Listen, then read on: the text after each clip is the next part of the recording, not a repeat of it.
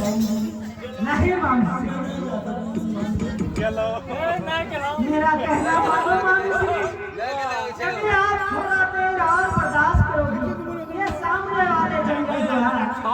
ये जंगल तो हम लोग पार कर चुके दूसरे जंगल में प्रवेश आप कहाँ कहीं भी है इस सब के अंदर आने का कृपा सामने जंगल दिखाई बना के ना बोले वो मेरी प्यारी मामी श्री हेलो हेलो सुनो मामी श्री अब मामा श्री के निकट आ चुका ये सामने वाला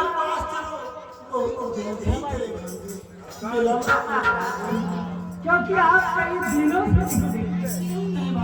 परंतु मामी सिंह साउंड ऑपरेटर मैंने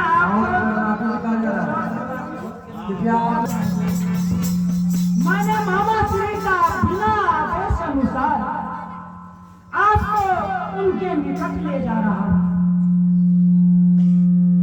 उसने मुझे दौला मालिक के पास भेजा है। तब तो मैं भी दंड से बच जाऊंगा, क्योंकि वह आने से पहले मुझे बता दिया था कि तुम कहीं नहीं जाना, सीधे दौला मालिक के पास। जैसे तुम कहोगे भांजे, मैं वैसा ही करूंगा। कहे भांजे, मुझे